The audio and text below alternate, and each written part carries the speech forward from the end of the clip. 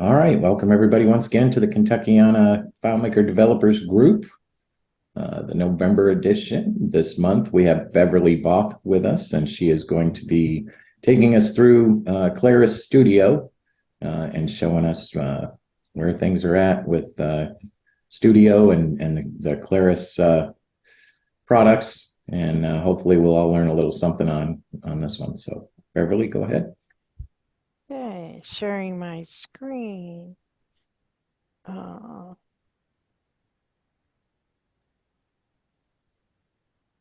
I'm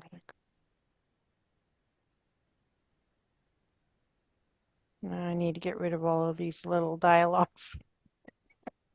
Okay, I'm titling the Claris Platform demo with the questions and answers. Um, and I've done this different ways and times, and this group seemed to need more of here's the basics, but let's leave some room open for demos. So that's what I'm going to do.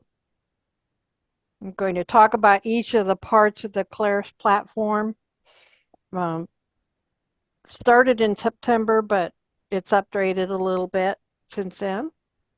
So I've got the demo portion, and I said live, but only if you want to. Again, I'm not sure what you want to see and what you don't want to see. As I go through these other pieces, then go ahead and ask questions in the chat or come up with things that you think you want to see a demo of after I talk about it a little bit. And then I'll leave plenty of time for questions and answers during the live or in the chat or anytime after. And what's really important, this is a PDF that I'm showing you right now, and I will make sure that it gets posted up to our group's uh, listserv so that you have a copy of it. And included are a bunch of links to what you want to know about. So, okay. So I'm going to talk about the Claris platform. Right now, what everybody's using is called the FileMaker platform, and that includes FileMaker Pro, Go, Server, Cloud, and it does include Claris Connect with that a little bit. But so let's think about the Claris platform as that with a few enhancements and a few things missing. So the Claris platform has Claris Pro, and it's a toolbox to create data collection and reporting layouts. Y'all agree with that? Like you do now in FileMaker Pro. You create all these beautiful layouts, and it's really just to get data and then do something with it in the end. And yeah, it can be easy, but yeah, it can be complex too, where you've got some things that are scripted and you reach out to other places through APIs and connect and other things where your data exchange is in there. Pro is going to be basically the same. That's why I say that it's the same as FileMaker Pro, but I'll show you the chart a little bit about what the differences are. Claris Pro requires the Claris ID login, and the Claris ID is really just your email address that you use, and then you put a password on it. And you could have more than one Claris ID. So it's not required to have more than one, but it's handy for testing things like that. You can also be a part of somebody else's group with that ID or a different ID. Okay, it does have a new extension now. It'll be .claris on all of the database files. Can only be hosted on Claris servers. So once you have something in Claris Pro, it can't be put on FileMaker server. But you can convert your existing .fmp12 files to .claris. It is only a one-way conversion.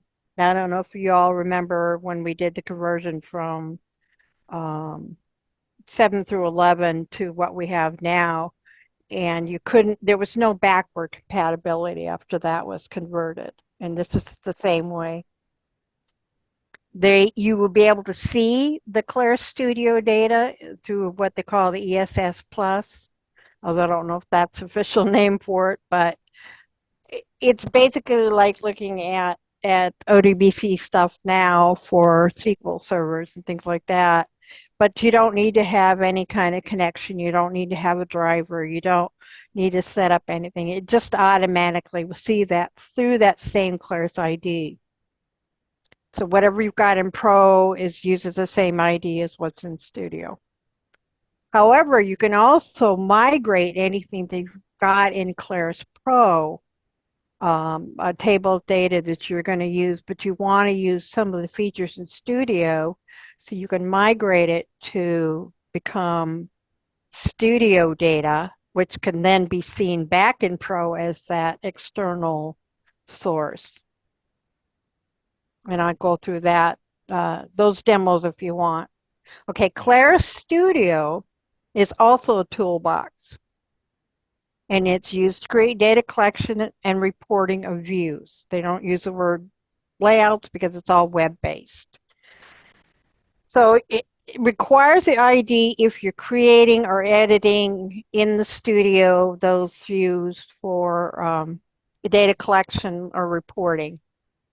It is cloud-hosted, browser-based, and so it's an editor and viewer. You can change the data in there. A couple different views in there, and I'll show you some of those. And it only uses one table per form. So there are no related tables at this point. Boy, we're crossing our fingers, right? Hopefully it's better. Data can be added anonymously through the published link on a form.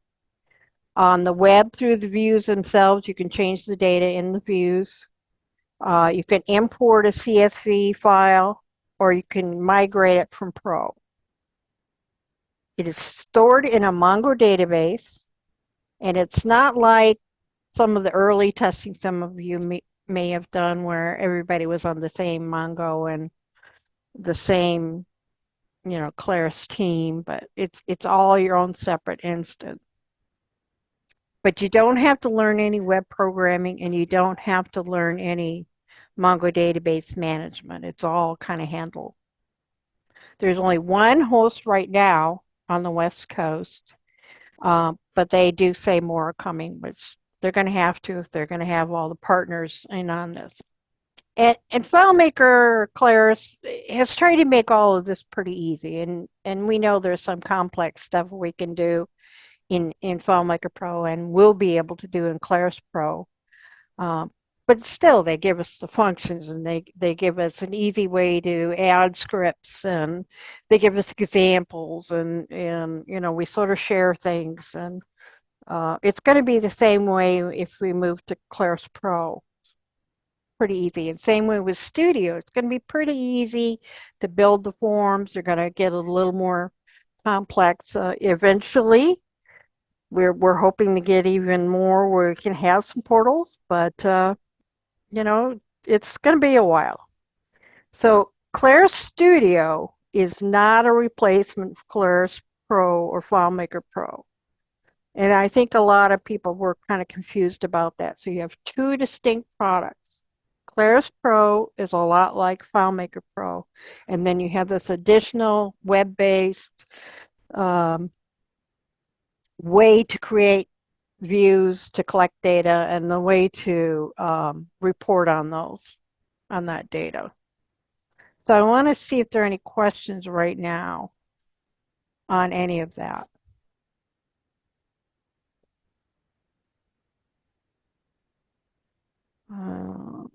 I can't bring my thingy back. I do have a question. Okay. Question, Beverly. Yeah. But I'm Just going to on hold it these till two. I do have questions. I want you to know that I'm listening and forming questions, but I'm going to save them till the end because you may answer them, or it may have more context when we get to the end. Yeah, well, again, just on those two products, I want to make sure that's really clear what they are, and we've used the word studio to mean everything, and that was part of the confusion. And part of the confusion was, oh, they're going to replace my wonderful FileMaker Pro with Studio, and I'm really mad. And So I want to make sure you understand there are two products. Pro is a lot like we have now, and Studio is another way of doing data that's web-based. And you can totally use just Pro and you can totally just use Studio, but Studio is not really as full-featured as Claris Pro or FileMaker Pro. Anything that they create in FileMaker Pro now, like they're going to do the transactions, we'll get that in Claris Pro. So it's going to stay, kind of up with it until we can totally port over. So again, Claris Studio is not the heir apparent to no, uh, no, uh, no. WebDirect. It's not a new WebDirect. No, it does not have the features that you have in WebDirect. Okay. But again, WebDirect can't do anonymous forms, so it's got features that you can't do now that you maybe Okay. have gone out to other APIs and other forms and things like that we couldn't do before. Now we can do because it'll So be it all integrated. could be seen as yet another deployment tool. Correct. Correct. Okay. I'd have to say we're off to a good start, Beverly, because I have a far better understanding just in these last few minutes than I've Yeah. had for months Yeah, trying to figure out me what too. all this is. Yeah. So Yeah. we're Yeah. off to a really good start. So. Good. And I knew this was a lot of the confusion. And at the Dig FM last week is, we're talking maybe a year um, before things are advanced enough to really even port over all of FileMaker Pro to Claris Pro because there are things missing. But I'll show that chart in a minute. Beverly, is the reason for Claris Pro primarily because it'll be able to connect to Studio where FileMaker Pro cannot? Correct. But otherwise, Claris Pro is very similar to FileMaker Pro. Correct. Okay. Yeah, I'll show you the chart again on that in a minute and show you kind of compare some of the changes. Okay, so we've got that really clear. All right, so the rest of the Claris platform has Claris Connect, which right now connects with FileMaker Pro. It also requires that Claris ID. So there may be people that are using Claris Connect right now that have a Claris ID. If you're doing Claris FileMaker Cloud, you have a Claris ID that also uses that. The Claris server will be on-premise. Is only Linux right now. And we're hoping, because there were some people who will never ever change, if they don't, or we're hoping that they come up with an instance that allows us to deploy this Linux server on a Windows machine or on a Mac machine, or something as a package that we can use. Yeah. And One that's of the just hopes and wishes. Yeah, that would be great. One of the things about the Linux, I love Linux, and it works really well. The problem is a lot of some very significant plug-in manufacturers don't make Linux versions yet, so you can't run Right. their product Right. on Linux Right. server. Right. So that's one of the things that is a game changer for people. They're saying, I'm not ever going to be able to get off of Windows because I'm government or I'm school or whatever. And if that's the way it is, that's the way it is. But we're hoping they come up with some kind of answer that serves everybody. The Claris Cloud server is like the Claris FileMaker Cloud now.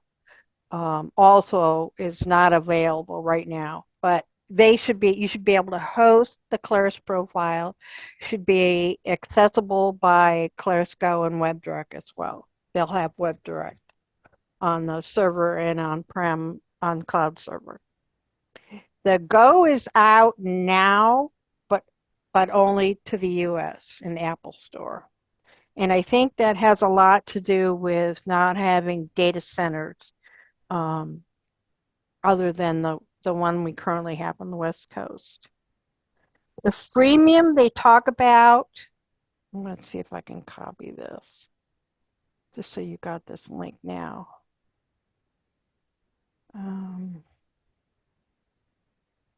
Chat, I'm going to post it in the chat. This is a sign up for the freemium to get it on the early, as soon as they release it, they'll send it out to people. I don't know what all it covers. I think it only covers Claris Pro and Claris Studio, but again, I don't know exactly what it's going to cover.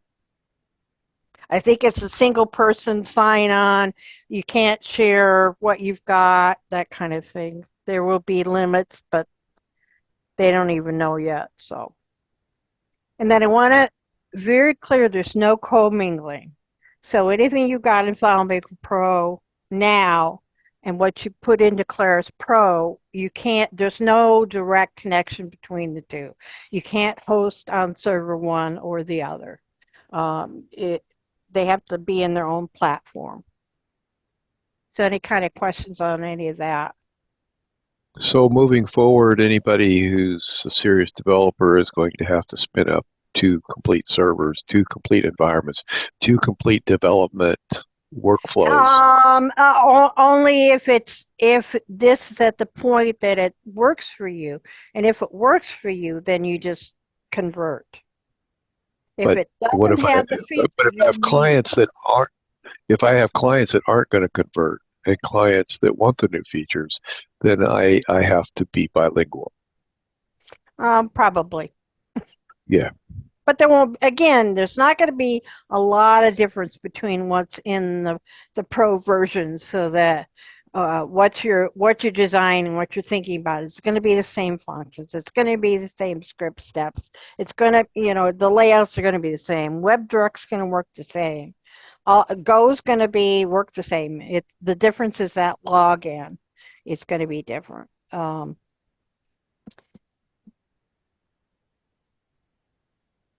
So some people we'll aren't go ready also. to. I'm sorry. Go ahead. We'll go also host a local file, like an on-device file. No, Go doesn't host. No, I don't mean host. I mean, will it actually work with a file that you put on your device, or will it only work with? It can both. Server? It's on your device, on your iOS device, and look at the server, just like it does now. Just like okay. Yeah. The only thing, again, it has that Claris ID to log in. Okay. All right. And I said no commingling, but I put a little question mark, right? Okay.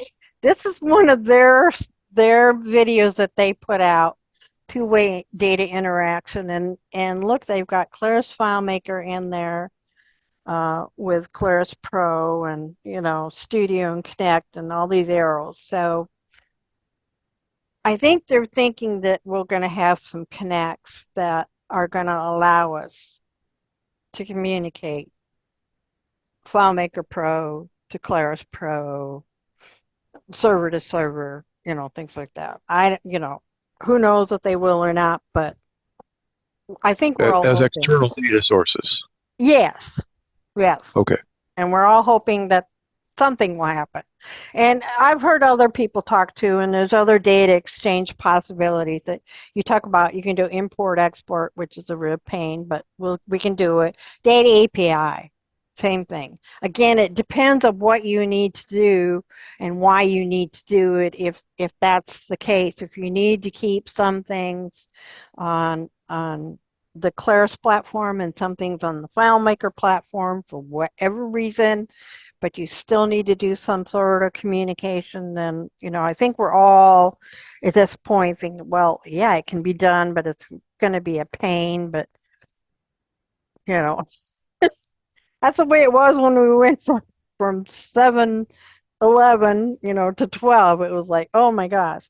Only thing is, it's not going to be as difficult when you come to the functions, when you come to the script steps, when you come to the layouts. We're not going to have all of that really, really terrible stuff that we had to go through in that conversion. So we're good there. Again, I'm going to give you this PDF so you'll have all these links. And then the other thing that is kind of confusing is where's my data? And we talked about the Mongo database, and it's up in the cloud, and I'm a SQL database administrator, so I can kind of go with, I understand that I don't want somebody messing with my database.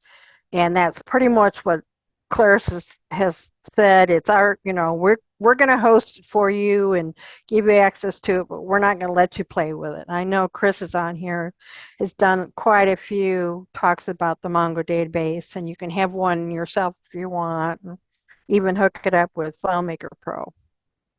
But basically, the data for Claris Studio is on the Mongo database.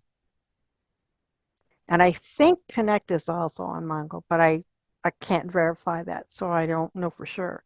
But when Claris Pro connects to that data, it goes to the Mongo database, and it has a built-in ESS plus connector, and it brings down what it needs to bring down. And what's stored in Mongo is JSON, or really what they call BSON, and it's compressed binary data, makes it very fast, allows it to have larger sets of data than we ever could, that kind of thing. But the connection on down to Claris Pro is not to Studio, it's to that Mongo database. If you share a view in Studio, there isn't any kind of login required, but that also kind of goes through the Studio. If you use a login for Studio, it's the same login for Pro, and that's what allows them to connect. And of course, we already have the Claris server, WebDirect, Claris Go. That's also, that data is stored with that data. So it's thinking in terms, if you've done any kind of connections that have a ODBC driver on it to SQL sources. It's that same kind of thinking. I've got my data stored in my FileMaker, and I've got my data stored in my SQL. Well, this is going to be Mongo, where that data is stored. So I want to make sure we've got, that's pretty clear. Any kind of questions on that?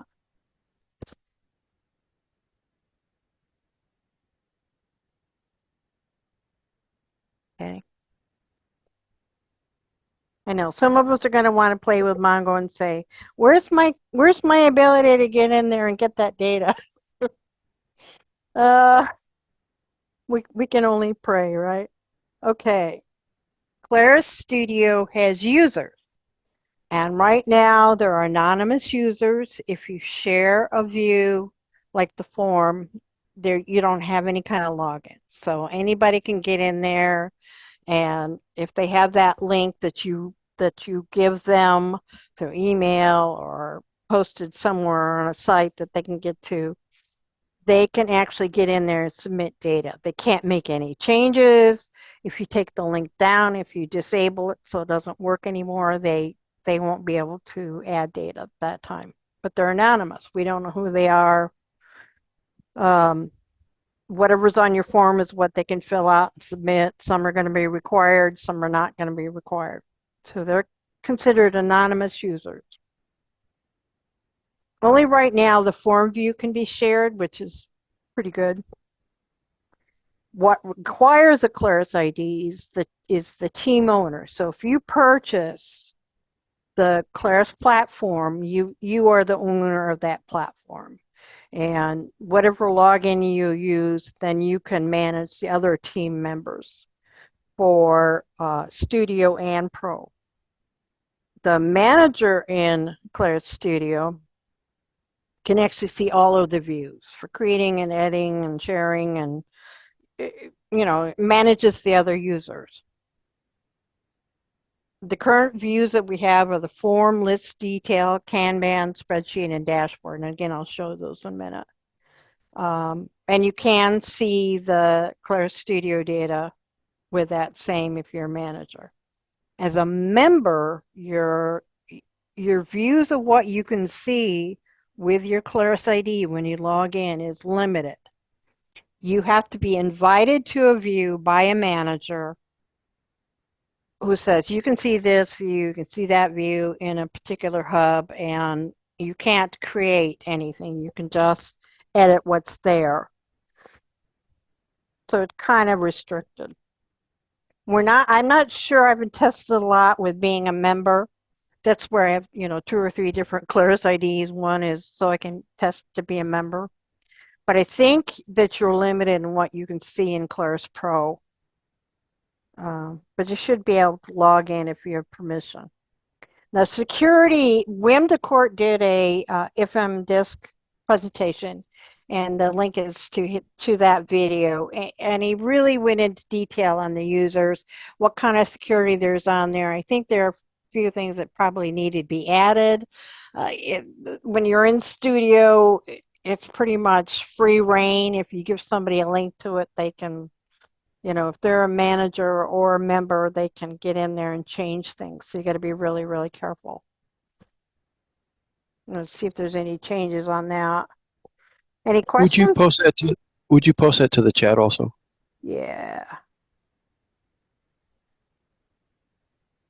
Like I said, you'll get all of these, but copy it.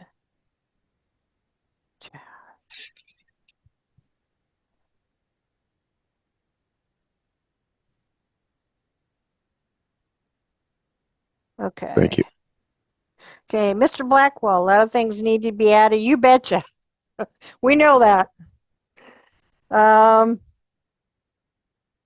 Okay. So that's users right now. Okay. And I can do a demo on this, but I kind of wanted to review what it means to convert. You open a FileMaker Pro file right now in Claris Pro, and you get a conversion dialog. I don't know if any of you went from that 711 to 12 jump, but that's basically the same kind of dialog. It also was a one-way conversion, and it offers to rename the old file. You don't have to rename the old file. It's going to stay. It's not touched. So if I have, file A.fmp12 and I convert it, it's still going to be .fmp12. Changes were made to the file. It's still open in FileMaker Pro. It'll still be able to be hosted. It's just the name is the same and the extension is changed. And what's pretty cool is that at this point, you can cancel if you do. You get a little conversion log, but it's set aborted or something like that. But this was a pretty simple file, so it doesn't have a lot in the conversion log. But the conversion log tells you what took place. Basically, it's changed anything that was a file reference to another file. If you open several files at once, you have to convert them at once, kind of thing. So any of those references to another file gets that .claris extension. And I think there are probably a couple other things that get changed in there. Like if you use the FMP URL, of course, it's a Claris URL now. But it changes the references that are in the data sources, scripts, and buttons, and any place that you had a reference to a file with that extension, it does all that change for you. So it's pretty good. And this is basically what that opening dialog is when you do, when you're looking at it. What's the minimum version? Well, you could go down to 12. Even if you're 19, it allows you to go down to 12. The minimum version for Claris Pro is 40. So I don't, I don't know what Claris would say, but I've heard other people say, even Rick say, well, we did that because at first we had this version 20. And we said, no, no, no, no, no, no, no. Let's kind of leave a little gap. So we have 19 now. We're going to have 19.6 out with transactions, sometime. So there's space in there to make some changes in FileMaker Pro. They will make the same changes in Claris Pro. And I don't know if they'll change the number on that or not, but maybe, 40.1 or something to let us know. But the big change is the authentication. Because it uses Claris ID and Claris Pro, you no longer have a login using setup. It's going to be automatically to the Claris ID as you log in, or there's a default account that can be used so that anybody with a Claris ID can log in if you enable that. So you don't need to store the credentials. You can't use external authentication at this time. We're hoping they change that in some way. But you still have your switch to layout, and you still have hide all toolbars.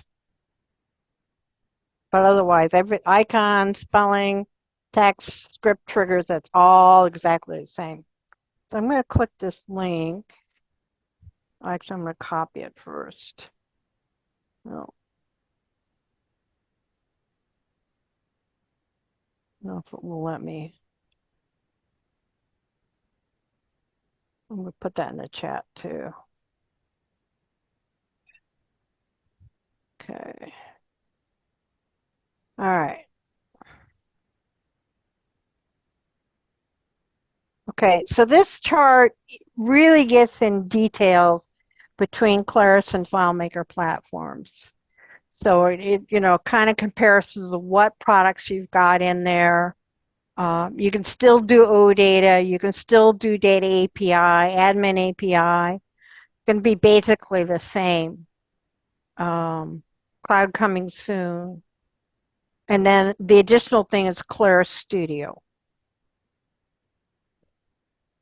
The authentication, again, right now it's only the Claris ID accounts. Well, hopefully they'll come up with some external method of authenticating. Beverly, may I ask about Sure. that Claris ID accounts at this point? So you said that when you do your conversion, it creates Claris ID accounts. So how does it know what your account is? Do you have to enter that so that? Yeah, when you first do the conversion, it'll ask you to log in to Claris Pro, and it'll be whatever ID that you log into that Pro with. So it'll create that as a super admin Correct. Account, and then you create everybody else's accounts from there. Right. Or you add. Now, like I said, you've got FileMaker Pro now on Claris FileMaker Cloud, and that does use the Claris ID. So if I open my client's file, it has my Claris ID, his Claris ID, and up to that 5-user pack, and those are all Claris ID. So if I were to convert those files, I haven't tried because it's his file, but it's conceivable that you would get all of those Claris IDs converted automatically. But it gets rid of anything that's your, first name, last name, FileMaker. It gets rid of everything that was, authentication through the external methods that you've got now through Google or whatever. All of that goes away, and then they create one that's not called. It's called default, but it's not. It's like the guest account, and it's not automatically enabled. But you could enable it so that any Claris ID could use that file just by logging in, and you've allowed that sharing to any ID, as long as they know where it is, what it is. But like I say, hopefully they will give us this other stuff. Okay. So yeah, so if I have a Claris ID on a FileMaker profile, because I had to, because it was shared in the cloud, it'll automatically be brought over. Got it? Okay, Linux only for platform, the Claris platform for server. The file format extension is changed, but it's not the huge change in the format of the file itself. And people have looked at, under the hood kind of thing and say, oh yeah, it's exactly the same except for this bit and that bit. It probably is, but I'm not going to mess with it. Claris clients only work with Claris hosts, and FileMaker clients only work with FileMaker hosts. There's no more certificate or license keys. Yay! Because you signed in with the Claris ID. But you have to be online to do it. You can access the studio data through FileMaker Platform. JDBC, ODBC sharing is not offered at this time, but kind of hope it is at some point. No secondary machine anymore. The peer-to-peer is still allowed in the Claris platform, but it's only one desktop, one iPad, and one phone. So it's no longer, you can't do machine to machine for sharing, which is okay. And the URL scheme is Claris instead of FMP. Account script sets, we don't need them, so wouldn't be supported. The XDBC wouldn't be needed if we don't have the ODBC sharing.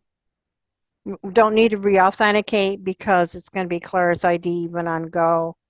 The FMPHP extended privileges is gone. Although you can still access the files with PHP. It's just not an installed kind of thing.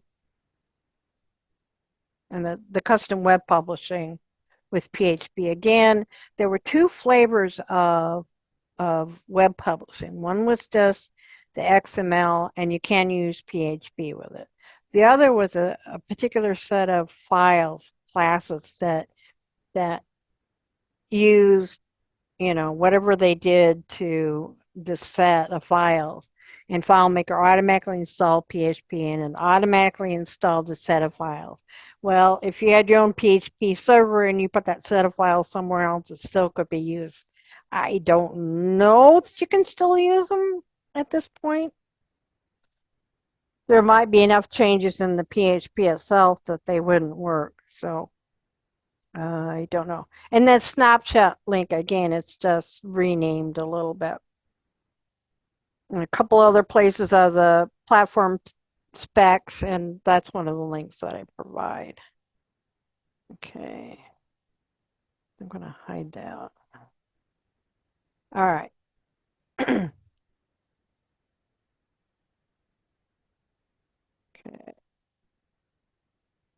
Okay, and I can do some demos now, but again, I want to go through a few things and then we'll get it down and dirty with the questions demos. Basically in Studio, you drag and drop stuff and you can make them required fields on the forms, and you have some default of what you want them to look like, and so like the timestamp would have both the date format and the time format, however you wanted it.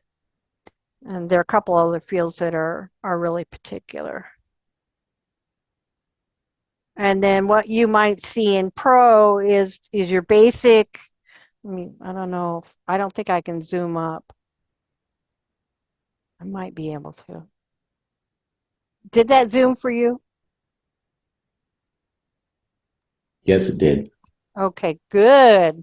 This is why I wanted to do it in, let's see now if I can scroll it over. There we go. Okay, that's a little better. So you've got a normal FileMaker source, which you've created natively in now. Then you've got your external sources, and they're italic. And again, this is a lot like using the SQL sources. put the little italic style on it so that you can know that it's an external source. So it's pretty easy to see in your managed databases what's right there and what comes from Claris Studio. And the table names or whatever you got them at that point. So that's what you'll see. Relationship graph, again, if they're on the graph, it'll be that same italicized. And then if I look at one of these studio fields, tables, through that ESS plus, again, it's italics, and it only allows you to see what the values are and the type of value and also whatever options are there. You cannot change it. You can only view it at this point. If you want to change it, you have to actually change it in Studio.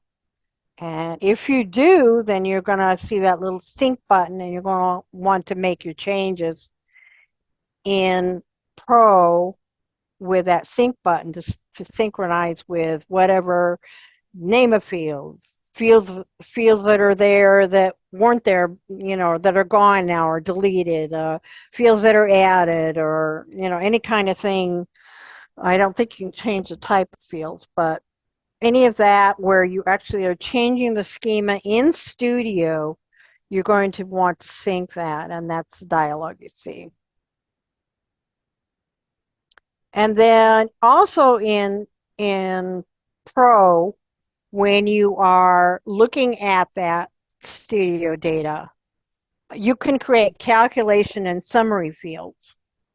And those are again, like ODBC, you could do the same sort of thing. Is you could, here's your data you're looking at, but you can't change the schema. However, we let you now add a calculation, and this is where your quantity times the price would be the total price, that kind of thing, or summary fields. So it allows you to actually create them. So that's pretty cool. When you are going to put a table on the graph, this is the dialog that you'll see, and you pull down this, and where it used to say ODBC source, or it'll say other FileMaker source, will say Claris Pro source now. But you click it in it, and then you see Claris Studio data source, and it gives you based on your ID that you are logged in.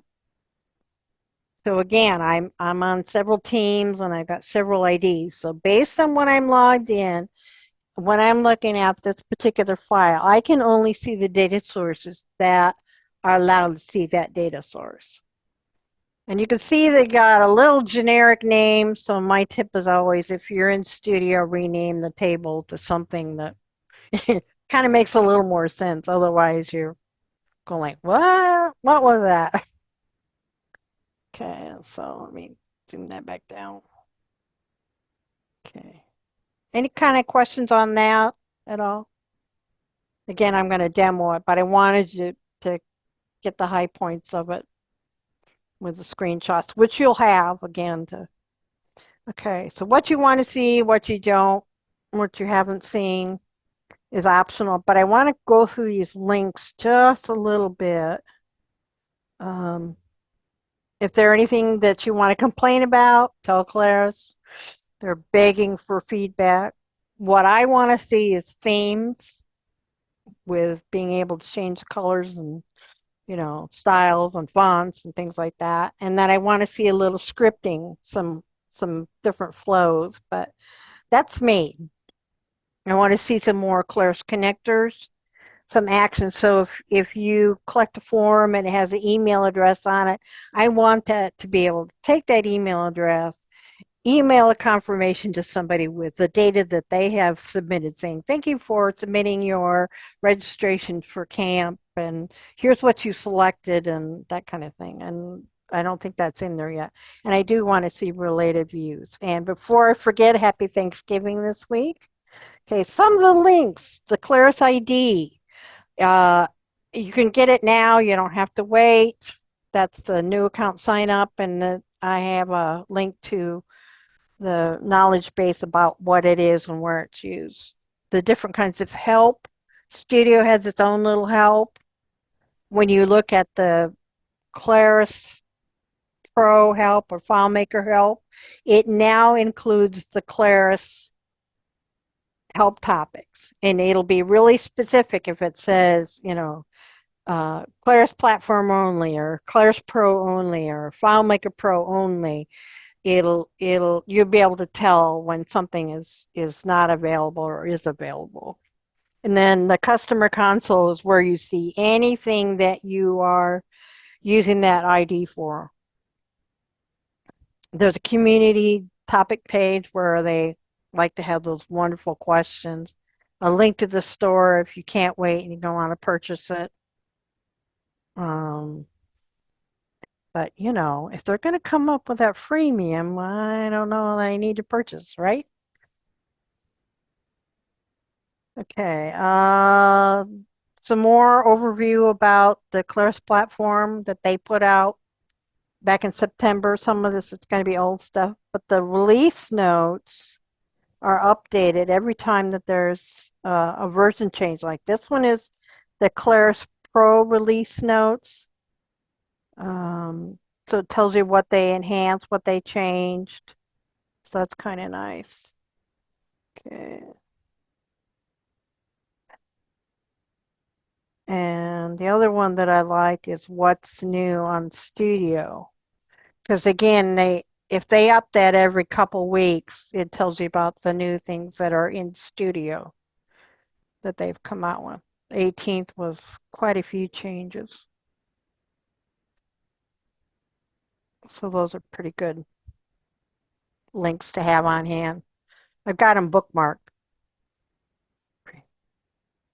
Their FAQ that they came out with at the beginning, and some ways to log into Studio, which I'm already logged in here. Some blog articles, the ones I've written. Wim DeCourt's got quite a few. David Head's got quite a few. There's some videos that Claris put out at first, and again, some of this may have old, screenshots and stuff, but go with it. Richard Carlton talking to Rick Coleman is wonderful. And then all of their videos that they have on specific topics. I think that was it. Okay, I'm going to go back to demos. So what do you want to see?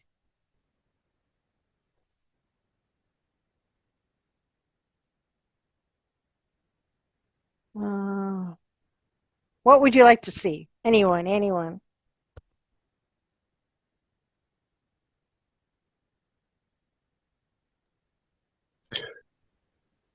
I have a question that Sure. doesn't answer your question. There's nothing that That's I want fine. to Any see. questions? I have a question that's a little more high level. I'm sorry. That's okay. So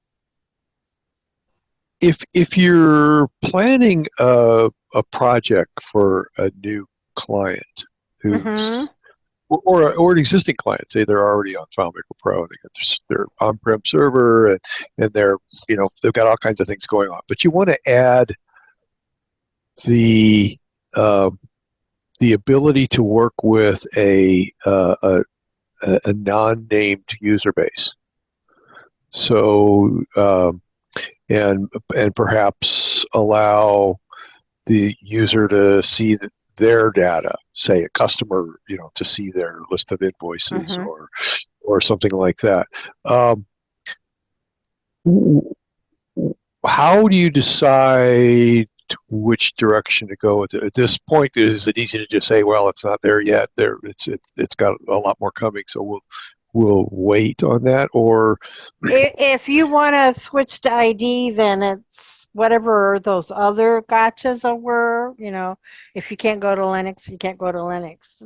It's a moot point, but it would be Claris ID login, or it would be not ability to limit the user any more than now, and hopefully they'll have other external authentication. And then, so then you can use what you got now. And the question was in there about privilege sets. They're going to be the same privilege sets, but they're going to be signed differently because we're just using ID now. And yes, it's not there yet, Jonathan. I mean, absolutely not there yet for a lot of Okay. us. We're just kind of getting it out there and then telling Claris what we want, that kind of thing. Good, because I have a variety of clients doing different things, and I'm just trying to figure out where this will fit. How do I make the transition to Claris Pro, since obviously they're investing in this as their future, Yeah. but it's going to require a massive amount of rethinking of how we do things to move that way. And The authentication, I think, is the biggie. I think they're going to have to do something. I think most people are going to be able to say, well, I can live with Linux, or if they come up with a way for us to be able to deploy it easily on my Windows machine, for example, as a container, whatever. This login is the biggie. And it's going to be the biggie for Go even, because people are going to have to log in with Go. And that was kind of a handy thing. If you have an iPad and you want to collect data, you could share a form, but that's kind of doesn't seem like the good way to go, because there's no interaction with, if I tick off something as being sold, then I don't get an immediate feedback from the database saying, now inventory is low or something like that. So there will be a lot of rethinking unless they change some of this. good, but that brings up another question. I'm sorry, I'm monopolizing the question No, here. that's okay. The on the go, if you have an on-device solution, do they still have to log in? Does it, because I've got a client right now that's doing data collection where there's no internet. Right. Would that even be possible for them not to be able to log in? Me too. Well, I don't know. I've tried it even with just Pro.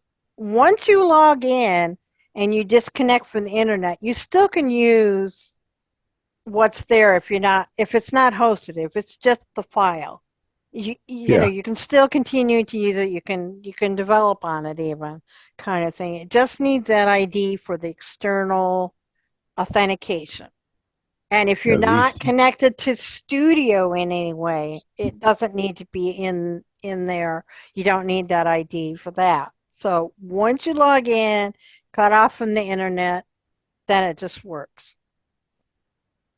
As long as you don't restart the app or close it or something. Yeah. I wonder if it's anything like Active Directory, like if you have a client computer attached to a server, authenticating through Active Directory, and that server gets cut off, the client computer can still log in. I think Active Directory on the client computer does some kind of cache of that authentication, so that if it can't contact the server, it will still allow the authentication. Yeah, that's the kind of thing they need to work through, and I don't know that well enough to know that's where they're going, but they definitely need to come up with something. The idea is that there were a lot of people that were stealing, FileMaker Pro, and they weren't making any sales on it. Go is free. Freemium's going to be free, but it's still going to need that ID to log in. Yeah, the use case is I've got a client going from village to village in the middle of Zambia right now. Well, there's no logging in at all. Yeah, my client in Versailles was kind of the same way. I mean, it was stall to stall out in the middle of, a field in the middle of the bluegrass country, and if you didn't have server, you didn't have server, kind of thing. And so, another client that did installation of security gates and stuff like that, again out in the middle of the bluegrass field where you're you're miles and miles away from probably where you can even connect anything. So there are definitely use cases which is where a you need to have big that. big benefit of having a FileMaker file on your device. Correct. That no other SaaS application or anything else out there, because everything's SaaS these days. There's no other way to do that, and FileMaker's taking that away. Well, that's what I say. Send your complaints to them. Okay, all right. I'm sorry. I'm not complaining No, to you. I mean, this is all stuff I've thought of and asked them and said, look, here's my use cases too. And there definitely has to be something fixed in that, or we're going to run into where we just can't use this Claris ID only. It's just not going to Okay, work. there's other questions in the I chat. think, So Okay. yeah, well, I think Beverly, if you didn't mind, I think I'd like to see a file conversion. And also, I'm curious about seeing managed security as well. Okay. All right. I'll do that. Okay. All right. So I'm going to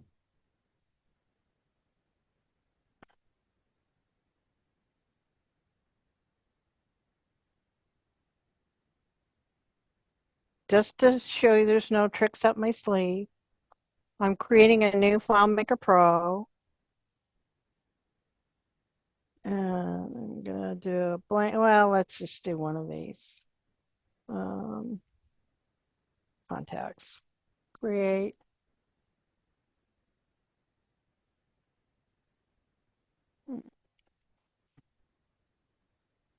Okay. So it's familiar, right? Got all the good stuff. The manage security. It's got the guest account and FileMaker admin full access. No password. At this point, it doesn't give you the option of choosing the Claris ID, but if this were hosted up on cloud, it does. Okay, privilege sets are going to be the same. Let's see. Let's do this. Advanced settings. There we go. Extended privileges are going to be exactly the same, except for those things that I said that weren't going to be there. The access to ODBC, the re-authenticate they won't need, the PHP they won't need.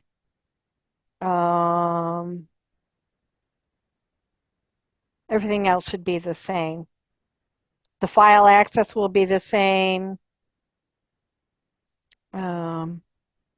Privilege sets, now it'll be the full access for that Claris ID, and it'll be that read-only access for the not get. It's not called guest, it's called default, but it also will be a Claris ID. So now you've seen what that is now. Okay, we didn't change anything. We didn't even put a password on the admin. Okay, everything's the same, field definition's the same. I'm going to close that. And I'm going to find it again.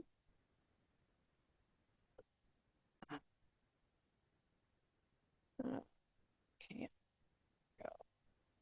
I'm going to find it again. And I'm going to open it with Claris Pro. Can you still see all on my screen? Okay. All right. Here's Yes. where that dialog comes up. So do you want to rename the old file? And there isn't any reason to rename it. It's going to stay the same. We'll still open with FileMaker Pro, so I don't care. But it'll be called contacts, but it'll be contacts.claris. And if I cancel at this point, I get a dialog and okay. And I want to put that in the same folder.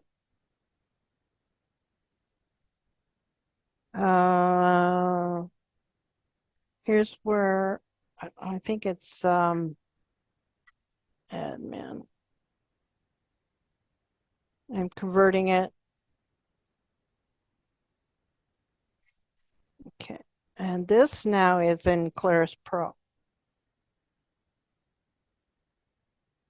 And because I opened it with Claris Pro, it knows who I am. Let's do this file options. You see how it's changed? You know, I only see this part of it. I don't see the rest of the authentication because I don't need it. Beverly, you said Claris Pro knows who you are. Is that because you've signed into Claris Pro Correct. with your Claris ID? In other words, to even open the app, you need to sign in with your Claris Yeah. ID. Yeah. It does. It remembers who I am. Okay. And so when I did that conversion, I had already been opened in Claris Pro, and it didn't ask for it again. If you know, for some reason it's brand new and you have never done it before, they'll ask you, what is your Claris ID before you log Gotcha. in. But Okay. okay, yes. All right. Okay. Manage database. Okay. No, that's the same. I didn't mean that one. I meant manage security. Okay, it automatically put me in because that's what I was logged in as. I'm going to do the advanced settings. No, I'm not going to do advanced settings. And then the default is read only, but it's any Claris ID can log in as long as they know, you know, the host name where it's hosted, or they have the file. Like if you create, I think what we're going to do is, I think it will allow you to log in even if you set up Go, so that if you give this file to somebody, they can log in with a Claris ID. But again, that Claris ID needs to be on the internet connected. But you can change the setting on that and make it enabled however you want to set it, or create a new privilege set. Okay, advanced settings, privilege sets. Okay, so I only have full access, data entry, and read only, which I had before. The active accounts are admin and Beveryly Voth. Well, see, it still shows me that old account. That's interesting. I can't log in with it, but because I converted it, it's still there. So it's possible. I'm not gotten to that point where I've tested, you know, a file with lots of users in it, but it's possible that the accounts are listed in this point. You just can't log in. You have to reassign them to an ID. So just so I'm clear, that default account, if you enable that, then anybody with a Claris ID can sign into that file and they'll be signed in under the default account. Correct. Okay. With whatever privilege you give them. Okay. But then you can still, are you still able to like specify specific Claris accounts and then give them different access, different privilege sets and things like that? Yeah. Yes. That's new account. It's just like before, only you use a Claris ID and whatever the account name, and then you give them the privilege set. If you've created a custom set, you can assign that custom set. And I'm assuming that those custom sets that you've already created will also come across. But I've started with a fresh one, so. So you just need the email address of the Claris ID. Right. Okay. You don't know whatever their password is, and again, hopefully at some point we'll have external authentication. You know, we can hope. Okay, extended privileges are the same except for those that are missing. You know, it's the ones that they said were not there or not there. So you can still do web publishing with PHP if you want to just use the XML. File access is exactly the same. Nothing has changed on that. Okay, any questions on this security? I do hope they come up with some kind of external authentication or some way to be able to say authenticate here's my device. It's on my iPad, and I've logged in once, and it stays in my cookies or my keychain or something, so that I don't have to go out to the internet again and re-authenticate to be able to use this. But I don't know. Just something to ask Claris. But I'll make sure you understood about what the different security was. On that default account, can you change from read-only access to Oh something yeah. else? Yeah, you can change it to whatever. You can change it to full access if you want. So you could give anybody with a Claris ID full access. Uh-huh. Hmm. Would you want to? I think I would want to do something custom in between full access and data entry. Probably, but I don't know. I may come up may want to come up with, how we could do the managers before, where they could, add people and not add people, and there are probably some privilege sets. Okay. Okay. All right. So any more questions on the authentication? Logging in. And this is a Claris profile, can be put on Claris Go. I'm going to cancel that. Scripts are all going to be the same. Work just the same. Nothing's changed in scripting. Nothing's changed in the actual tables and fields. When it's here, it's not been migrated. So it just exists in this particular file. Fields the same, relationships. Do you have a Claris Studio table that you can add to this file where we can see how I that? might be able to, but let me. Okay, again, because I know I'm logged in. Claris Studio. So, see, they're all weird. Yeah. This is what I got created for the Dig FM. Okay, so it's italic. If I look at the tables list, it's italic. Tells me how many fields, but it doesn't know how many records. Does that create a layout like when you add any other table or? I don't think so. I think it doesn't create the layout, Okay. but I'll check that in a minute. Okay, there's the fields. When you look at the options, it'll tell you things like, what's in validation and storage and auto enter and stuff like that. But it's basically gives you maximum number, the kind of data it is. If it's, I don't have anything with numbers. If it's numbers, it'll be, numeric only is allowed. And then it shows you your list of things. I wanted to show you the migration. This is where I'm talking about. If I change first name in Studio to be first underscore name, I'll have to resync to make sure that it's the same data coming in. Okay. Is there any particular reason that table doesn't have a record ID field, or is It does, but only when I show it on a layout. Let me do that first, okay? All right, so yeah, it's getting me the data. There it is. Okay. Let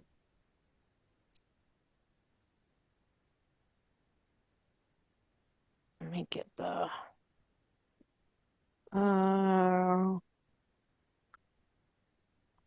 it might have been created. There is a record ID field, but I didn't have it in that table. Because when I created older, they've just done an update in Studio and in Pro that when you bring in a Studio table, there's a field called record ID. You can't change it. You can't, you can view it, but I don't know if I've got one that has it in there or not. would you create relationships based on it, or? You can create relationships. If that helps, connect this data in some way. Yeah.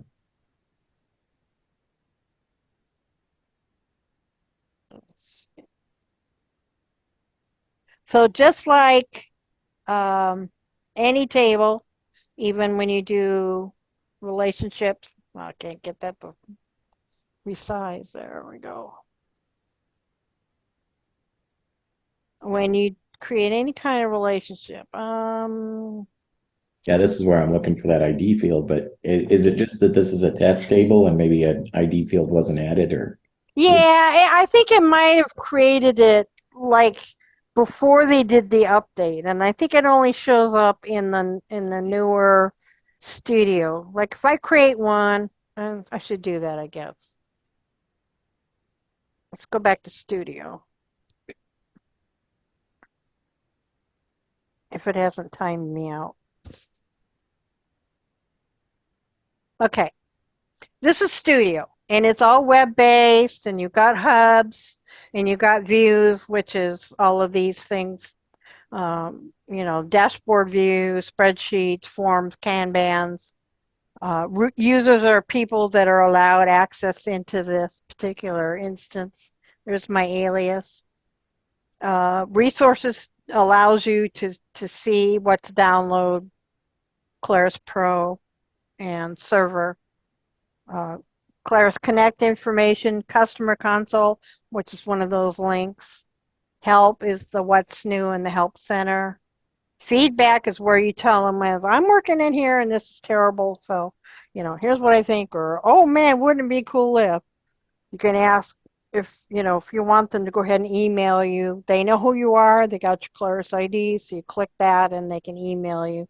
And I tend to like screenshot a whole screen for my own usage. I submitted this particular feedback. The teams, I have 2 teams that I can be in. Richard Carlson added me to his team so I could actually look at his views at this point. And that's me. And then, like say, users are people in my team that can see my views. And then your logout is here. Okay, let's go back to hubs. Oh, yeah, of course it did. Okay. All right. I'll stop share here a minute so I can log in.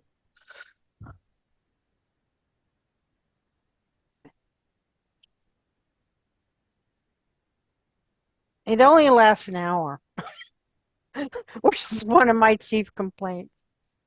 Why only an hour in studio? No matter if I'm doing something or not. You just saw me doing something. Why did you log me out?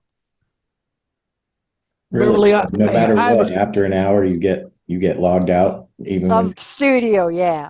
If you've Okay. shared something, now the links that you share with people, there's no time limit. They can log in anytime that they want to, and it'll be up and running and ready to fill out. Okay. Okay. Beverly, Well, I have a real dumb question. oh, and there's no such thing.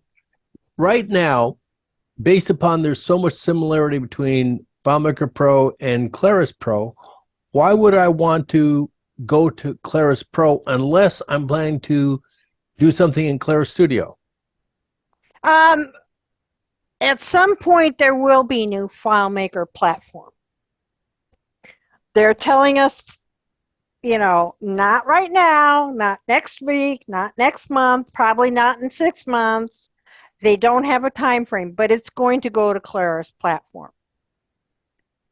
This Okay, is just a way for you to get in there and look at it. If you're a partner, you're going to be able to get a chance to so study. eventually, what it is, this is the future. So FileMaker Pro will roll over to be Claris Pro long term.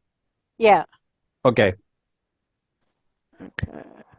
They just have to do a little bit more development, right? Yeah, just a little. Okay. But they really have changed. There's quite a bit of changes in it.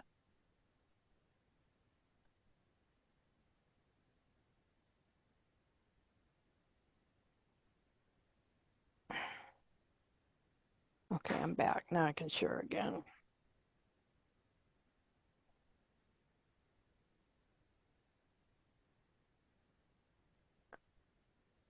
Sharing. How are we doing on time? We still have like 45 minutes. Okay, all right. So let me try to create a new view. I need to make this smaller. There's a question in the chat. What was the question in chat? Just Steven saying that he got dropped out due to a power failure, and he just rejoined us. So. Okay. So I create a new view. Let's create a new. I'm going to just do a spreadsheet because that's easy, and I'm going to right away rename this. So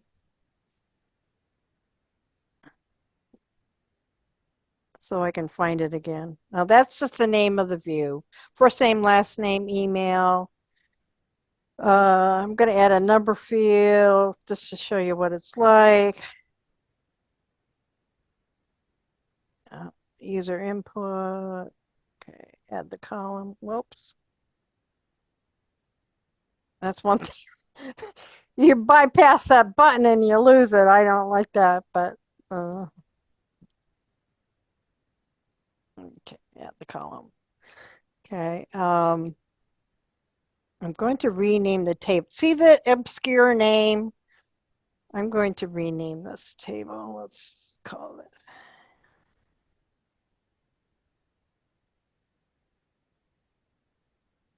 Okay.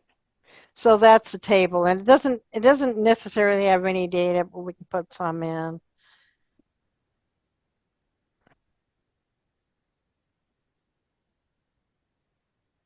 It has summary fields. That my latest article talks a lot about the summary fields. Okay, so this is a new table.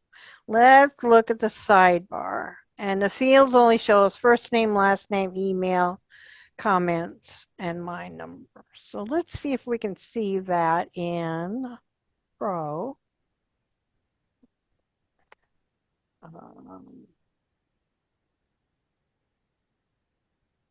Pull up the site. Let's add a new one. See what that.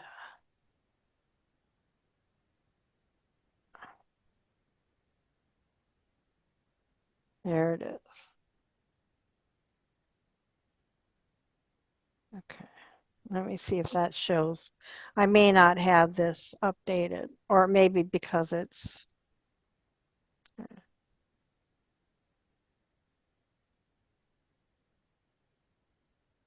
layout. I don't have a layout for it.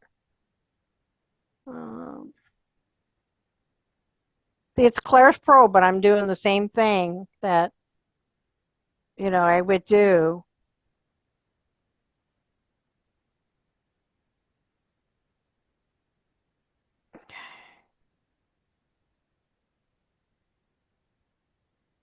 Where did I see that? So it's just the one records comment. I think when you view it as a table, is where I saw that. No, I don't see it. I have to find out why. It's one of those bugs. But there was a field called record number or record ID or something that would be able to be viewed. And it's a view only kind of thing. And see, I spelled it wrong in Studio, so I can correct it here. Uh-oh, socket closed. Don't do that to me. And if I refresh,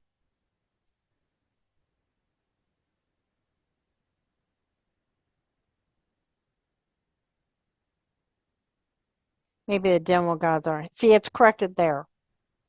And I can add something here. And I go back to Pro. And there's a refresh step in here somewhere. And it came in. So you see how they work together. You just have to do some refreshes in the browser and refreshes in the database. to see it. It's not an instantaneous kind of thing, but I think we can live with that. Um,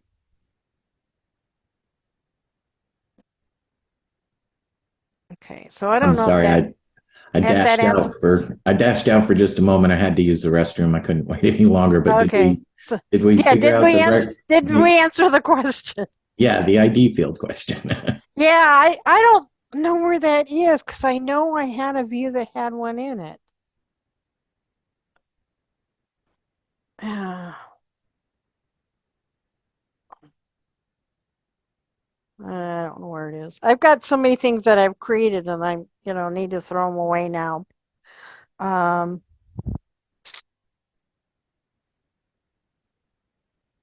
dig a fan.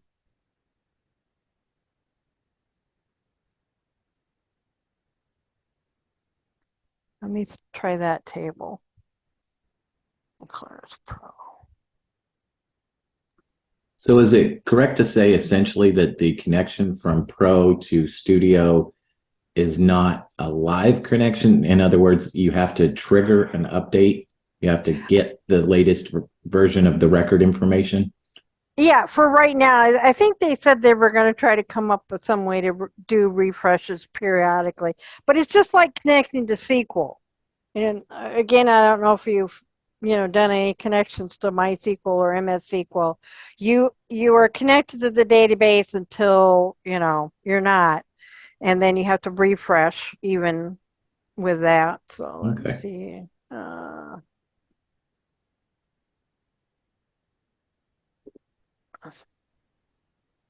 That includes the records and the schema as well as that sync button Yeah. needed to sync any changes to the schema.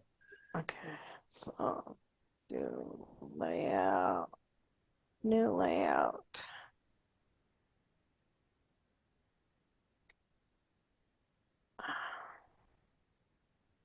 And I was like, it just amazed me when I saw it. So it was like kind of funny. I don't see it in there either.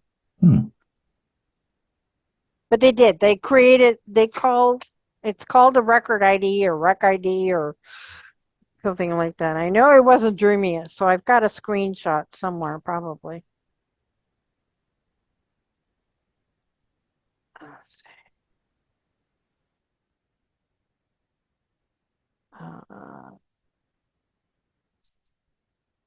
There we go.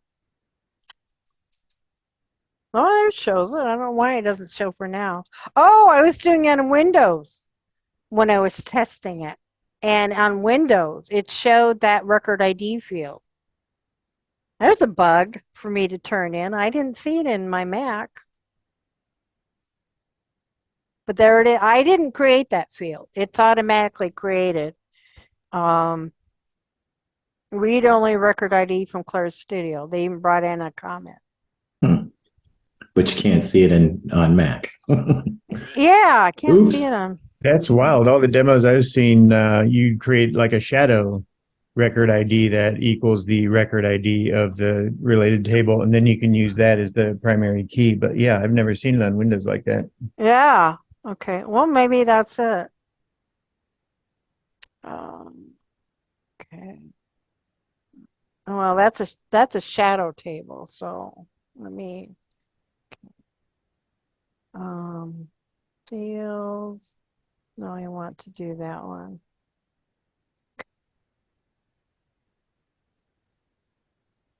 Calculation, create. What do you suggest? What do I put in here? Get record ID? Yep, get record ID. Oh, and that brings in, okay, all right. So, In that respect, it's just like FileMaker Pro. Yep. well, yeah, it is.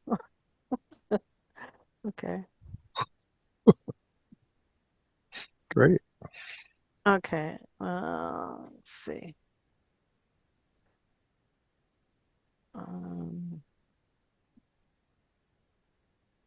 Browse. And layout. No. Is it too long? Table view. No, shouldn't be. Find in progress. Oh my gosh. Unrelated table. Well, of course it's unrelated.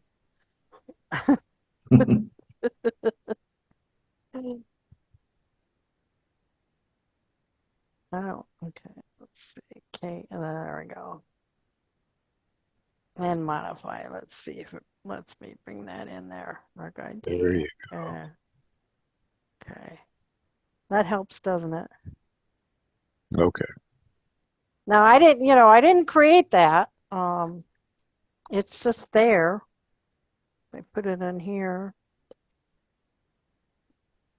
But yeah, in Windows it was just automatically there to view only.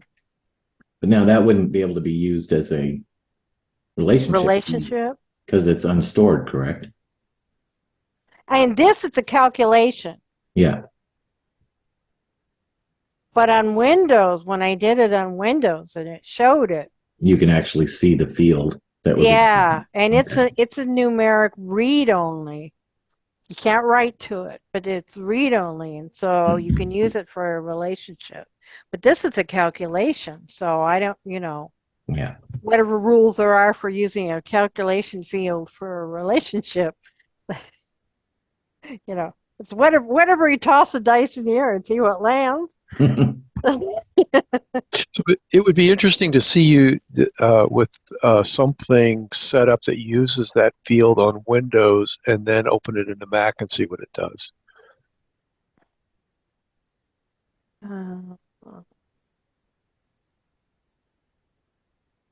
Yeah. Yeah, it's called record, no space, capital I, capital D. Read, and it gives me the comment, read only record ID from Claris Studio. So, and you know what, that might be the other thing too, that I'm not using the latest version of Claris Pro, that last update they did. I did an update on the Windows side to do the testing. So I just may not have the current version of Pro. Let me see what version I am.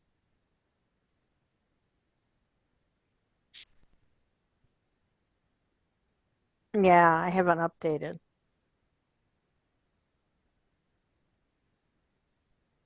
So that may just be a feature of Pro when you get the new version, when you download it.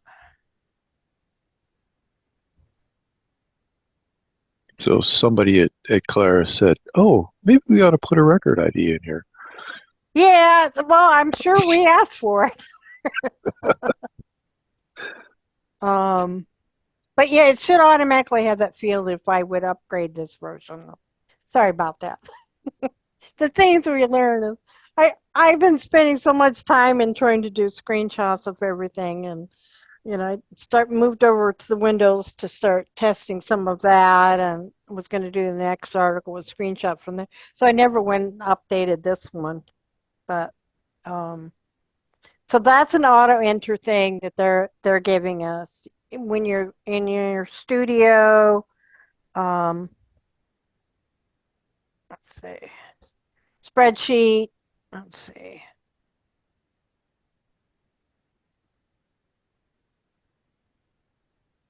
No, it's not in the hub. I can view the last modified. There we go. You can do an auto enter like timestamp, and I can show it in my time zone or as entered, but the default can be the current timestamp.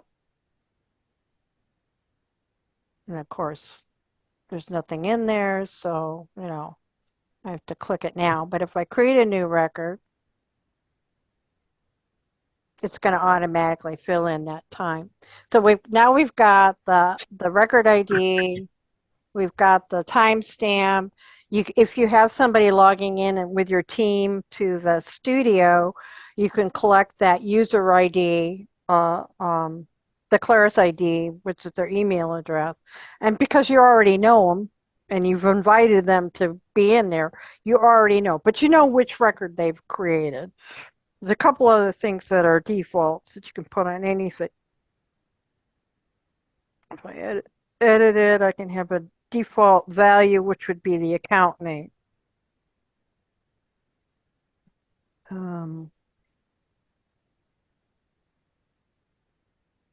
I can't chart by comments because it's a big field. I could chart by number, but I've only got one record. So let's do.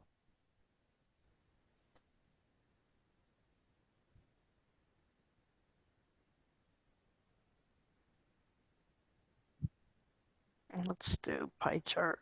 There's only one of each, so. Oh, that's cool.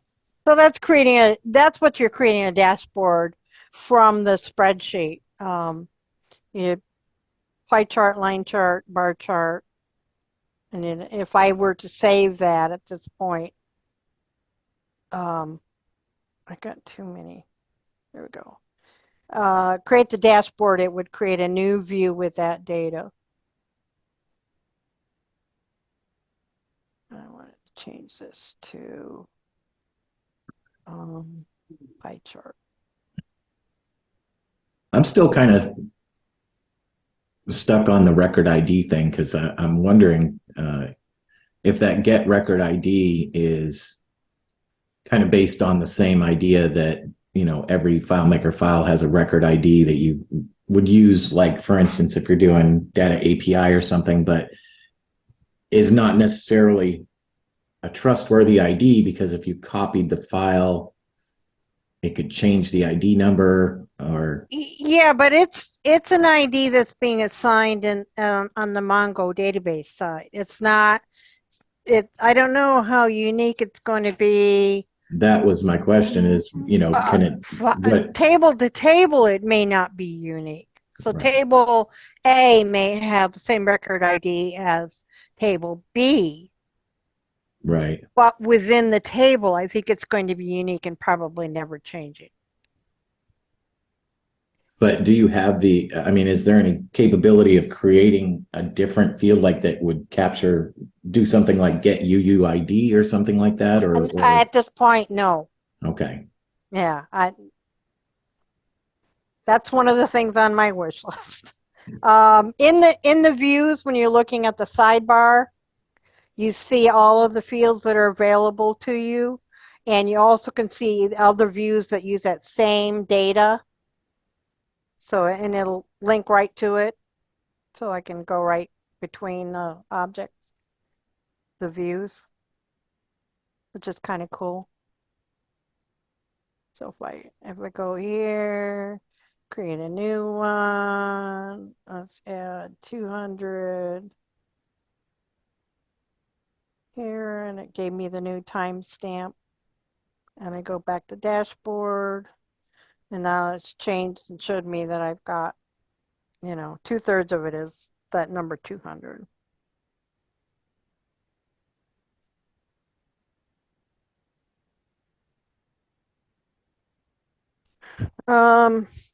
Yeah, I could spend hours going through each and every view. That's why I gave you the links to the articles. I haven't done the form, list detail, and Kanban yet, but I did the spreadsheet and dashboard pretty extensively, and I did some overviews, and I did some things about migrating and what you can do to exchange data back and forth. So those are the first 3 articles that I wrote. And then David Head's got some good stuff, and Wim DeCourt's got some good stuff that you need to look at. Well, again, Beverly, I definitely feel like I have such a better understanding than I did before this started. So, I mean, I think. Yeah, I think for me personally, anyway, your presentation has cleared up a lot for me. It really has kind of allowed me to wrap my head around what this Claris platform and how it all comes together and how it compares to FileMaker Pro and all of that stuff is so much clearer now. So I thank you very much for the presentation. So. Beverly, Uh-huh. If I may, are you going to be making the your slide deck or your Yes. PDF document Yeah. Oh yeah. available? I'll post it up to the IO, the user group IO. Okay. And I don't know if there's anybody else and that is not a part of our group, but Ron, here's a good plug for people to join. Yeah, we have a listserv on Yes. Groups.io, Yeah. so it's in all of our emails that go out. So feel free to join. So this exactly what you've seen in this. The links are really important, and I knew that was something to, have you be able to click on stuff and see, and then the points that I wanted to make. They're trying to make it easy for us, but it's not quite there yet on Studio. It's not going to replace Pro. If you learned nothing else, learn that. Mr. Blackwell, did I miss anything? Is he still here? I don't think so. I would just say be careful about using the record ID as a key for a relationship because there are all kinds of circumstances where those IDs can change. Yeah, well, we don't know that because we're talking about the shadow table. We don't know whether that's You're saying that the ID comes from Mongo, not from. correct. Okay, Correct. well, I don't know anything about Mongo other than Yeah, their I don't. business position. Like I said, my theory is that table A can have the same record ID number as table B, but it's unique to that table, and it won't change in that table, and you can't edit it. So it's always going to be the same, and possibly using it as a relationship. And we don't know if they come up with a way to do related tables for us. What are they going to use? And they're going to have to come up with something that's unique on the Studio side that we can view in the Pro side. So we just have to wait and see. But those two links, the one to the update for Studio and the update for Pro, are the ones where they are changing them like about every 2 weeks. So you see the progress of what they're doing, and they're changing it pretty fast, and they're coming up with good stuff. And people that went to, Engage You said that Robert talked about some stuff that was pretty interesting. Chris, Heidi, what did they say that you can tell us?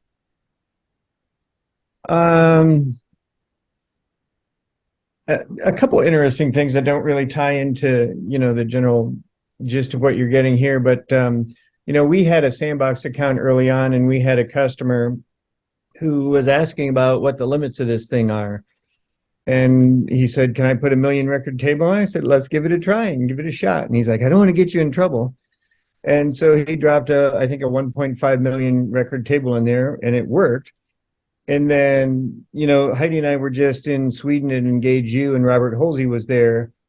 And we had a chance to talk a couple of times. And he mentioned that when that happened, one of his engineers came to him and said, someone just put a huge table in here. What's going on? And he's like, absolutely do that, because we need to know what the real use cases are going to be. And so don't hold back on stuff like that. But he also said right now, they haven't optimized for performance or anything like that. No. So it's pegged to a small instance. So while you can do that kind of thing, and it will take up a big chunk of storage space, it's probably not going to perform really well because it's tied to a low performance instance while they're sort of working on things. Right. But, over time, they'll optimize for performance in situations like that. But I just thought that was an interesting factoid that's probably not generally known. Yeah. Isn't that one of the reasons to do Mongo is the scalability? They just haven't got it set up to do that. Yeah, they don't have it set to scale up and, take advantage of the capabilities of the platform right now, just for now, because it's still early days yet. But yeah, the intention is to, make it hum. Yeah. Yeah. So, be prepared, understand it. If you're a partner and you are able to get your package, play with it, come back to our group and ask questions and on the listserv that we have. And um, there's all those videos have little tidbits. They're not very long, the ones that they've got up there about, what are hubs, what are views, all the articles that are out there. We're getting data out there as fast as we can of what we know, and they change it. So hold on to your hat. It's moving fast. I'm with Rob Beverly. The this re- I have been really resisting Hmm. Claris Studio, Claris Pro, because it seems to me to further confuse the FileMaker message. But you've really clarified a lot for me, and I really appreciate Good, the work that good. you've done. Yeah. So Look thank at that comparison, and if there are factors in there that are not going to work for you and your clients, please tell Claris. The more we can tell them, the better chance we have of something being revised. And tell them why. I'm on an iPad out in the middle of Africa, and Zambia. yeah, Zambia, and I need to be able to collect the data, which you sync up when you get back in the office, but I can't have a connection for that Claris ID login, and they need to know that. And there are probably you're not the only one. You know what I mean? Yeah, Just tell them exactly what the problem is with it is. I can't use it on Linux, and here's why. It's because I am tied to Microsoft because I'm with a government, high security clearance site, and they're yeah, not, they're using FileMaker as it is now, but they're not going to be able to use Claris Platform because right. so they and they know that they just need to have more people tell them that, and so then they can you know build up to Well, what they need to. More data centers. They need more data centers. They know that. They're going to do that. yeah. Well, they'll have to do that For the as the freemium, volume they're going to have increases. to, because you're going to Yeah, get freemium around the world. I did hear of a use case where somebody had to be in a lot of their clients' basements, Yeah, uh, basement data centers or stuff like that, where there was no cell signal, yeah, and for some reason yep, Wi-Fi wasn't available, yeah. and so um, there's another place it would fail, and that's like in the middle of cities you would have that Well, problem. Not and we're that's the talking one. rural. Yeah, that's the one client we were just talking about earlier, and they're not government, but they're government contract, and everything is tied down. I cannot email outside while I'm on site, and I have to be on site for most of the work. Um, Yeah, so just if you can't dial outside of your network, then it's not going to work. And they're talking about on-prem for, all kinds of stuff, and at some point connect on-prem, and if they can get Studio on-prem so that you're logging into your network, and even if it's like a Claris ID, it's just your network, you know. yeah. Okay, good. You put the link to the IO. It's where I'm going to post this. Okay. Yeah, there were a lot of confusion out there, I think, for all of the messages that came across, and everybody's going like, FileMaker's going away, and then we're all going, no, you cannot do that. It's it's not right. But it's yeah, FileMaker platform's going away, but it's not going to happen tomorrow. And they're not certainly not replacing it with all web-based. They just can't. This is the kind of thing I used to do is build forms for clients, admin backends and, things like that, where they could create their own websites and change their websites and all this kind of stuff. And it takes a lot of work. And for the scale that they're talking about, for everybody to be using it, then, it's a lot of work. So we're talking probably a couple of years before Yeah, probably. it's fully fleshed out. Yeah. Yeah. So how many all did we have all together? We have quite a few people. I think it was, Alan? We lost a few people, but I think we were up to 12 or 13 at some point. yeah. That's a nice size. Let's see. We had attending 13. Yeah. That's good. How many registered? This is a real good 16. overview. Yeah. 16 that's good. registered. If you've never seen it before, if you're not familiar with what the messages are a little mixed, I think. Andy Lacates will get up there and say it's this, and we'll go like, yeah, change a verb around maybe. Yeah.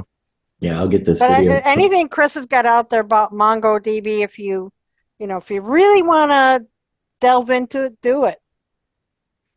Chris Hippolyte? Or Chris, No, Chris Moyer here. Chris Moyer. Oh, I'm sorry. Yeah. Sorry, Chris. Forgot. No worries. Yeah. But you said it has stuff out there because Chris does a lot of online training Yeah, and stuff. So that's why Yeah. I was thinking him. So But this was really the basics of, here's what the platform is about. Here's what it does. Here's, let's try to get rid of some of the misconceptions out of here. I'm not Claris. I can't speak for them. I only repeat what I see.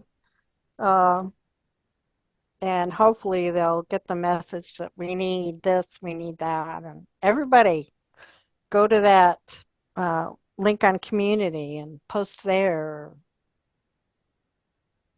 I think anybody on ETS still, they're taking some feedback on that as well. Barb, I haven't heard much from you today. You still there? I'm here. I've learned a lot. Thank you. Good. But this PDF I think will help you, kind of gel. This is what it does now. And that's all I can tell you. This is what it does now. And here are the links to some of the other more information, if you want to know more about the security and what Wim was talking about, watch that video. If you wanna see what spin David puts on some of the same stuff I said or some different stuff that I didn't say, look through his blogs and hopefully we'll get the message out to the masses. I should have this video posted to YouTube later on this evening, so we'll get that up as soon as possible as well, and get the links to up there with it. Cool. Thank you very much, Beverly. You've been very helpful on this. You're welcome. Yeah, and absolutely. thanks, Ron, for doing all the work. Yeah. I was talking to Richard on one of the groups they get together for, just branching off into side groups and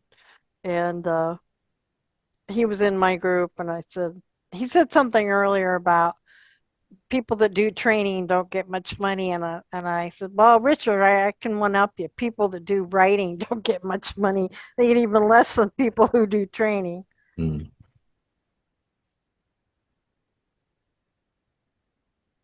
But I think that's the beauty of the FileMaker ecosystem is that everybody helps everybody. Yeah. It's a rising tide raises all boats kind of thing. Yep. Yep. So, all It's just right. it's just that Beverly is so far out ahead of all the rest of us. She drags us along. Well, no, I think my web experience, like I said, I've built this kind of thing that Studio is trying to do um, for clients that had websites and needed to be really, really full featured, and I've used shopping carts and I've used, I converted websites that were in Flash into JavaScript and things like that. So I'm in that mode and I totally understand what they've got, why they've got it, where it's going, because I know it has to go there because we're asking, for relationships and we're asking for this and that and the other thing, that they're beginning to add some of the stuff in that they know we want. And that early on when they started asking for feedback, I was calling them all the time and saying, I'm a web developer. You've got to have this in. I've been doing this a long time. I just know this has to be a part of this studio because it's not going to work otherwise. We have to be able at some point to be able to submit a form, get feedback from the data that's in our Claris Pro saying, you're signed up, and send that email and be part of the workflow or be part of that web page that comes back with data. I mean, you're doing forms for sign up, if you only got 40 slots. At some point, you need to automate that being shut off, saying, sorry, we're full, instead of that form and somebody going back later and saying, oh, I'm sorry, we're full. Yeah. It should be an immediate feedback kind of thing. It's just the way it is. So some of it has to be a little more dynamic with that communication back and forth with our existing data and what we're showing on those forms. Though I didn't show you the list detail, but that's a lot like the list detail in FileMaker. You can create records, you can add records, but it's a form. It just isn't a shared form. It's something that, kind of another view. So, like I say, I think they're getting there. They're not there yet.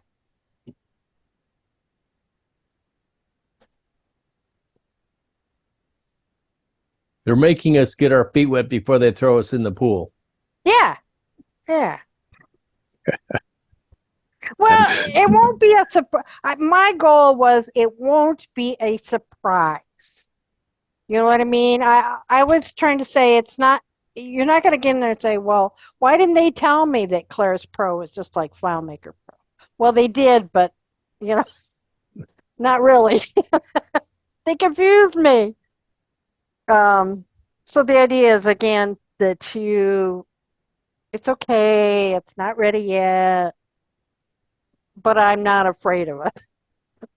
I'm the boss now. Got to start somewhere, right? Yeah. I have a question for you, Beverly. Sure. If they're using Claris ID, what happens if you have literally hundreds of employees? Do they all have to have a Claris ID? Right now, yes, they do. But that default account that I showed you, Yeah. if you've got somebody that has a default ID, my default account signed to whatever level of privileges you would normally assign to them, and that would be your employees are not going to design. They're Right. just going to do data entry and reporting and searching and whatever they normally do. So they would log in with their Claris ID, which they can get themselves. It's not something you need to sign in, but you don't have to put them in that table. You don't have to put them in that defined security box because you said default is okay. And then, at some point, because it's off the server, you can do something where it's limited in an IP address, or it's limited in the network of, these little offices that are in these 3 cities, or things like you do now. You can limit who has access to your server, right? Right. Well, you can do the same thing with with Claris server, through the admin console, but the login is the only thing that's different. So you don't have to add them as users in that database, but you can limit their access to whatever that default is, and you can limit by the hosting. But what's going to happen when they want to do server on premise? Well, again, I don't know. Yeah, because then that whole Claris ID thing runs into a big problem. Yeah, exactly. And this is what you need to tell them. You need to send them feedback and say, here's my situation, and I cannot I cannot have a Claris ID go out to wherever it needs to check to be sure that this is a valid ID, and then come back and let them in, kind of thing. Yeah, there has to be a mechanism if you're going to be totally on-prem for everything, including Connect, which I think they talked about early on of doing. Then they're going to have to do that. They're going to have an on-prem way to have people with a Claris ID, so that they don't have to change a lot of things. But it would have to be, instead of going out and checking Claris's server, it would check your server. Or like a yeah, exactly, Jonathan. like a DMZ'd Yeah. Claris authentication server or something. Yeah, or add other ways to do AD or whatever. That they're going to have to come up with an alternative, saying, I'm going to allow this, but I'm only going to allow this to, again, that IP range or this office range, or this the login that I'm going to give them, and it's going to be all email based, but it's not necessarily Claris ID, but it's going to be within my domain, kind of thing. Which some places that's the way it is. You can get in because your email address is within the domain, and they can check you on that, because you can't log in if you're not on premise to do it. Also, that default user, you only get one. Yeah. I mean, right now. But if you had like different teams or different divisions of the company or something like that needed to look at different stuff, you would still have to program them into a particular privilege set. Yeah, that was the other thing that we brought up, is that there needs to be a grouping kind of thing, so that our default is to a group and not necessarily just one privilege set, because we just finished our big Army show where we had 100 computers attached to the server. Yeah. And they're up all day. I mean, can the default be used by more than one at the same time? Yeah. Probably not. Oh, can? Yeah, I would think so. So we could just use the default for all 100 stations. Yeah. So long as the server has the number of licenses. Yeah. Well, okay. I shut the recording off. Yeah, it's about time to wrap it up. Yeah. Okay. So Thanks, we'll just everyone. go ahead and wrap up the recording. And thanks again, Beverly. And we'll get this up to YouTube here this evening. And let's see.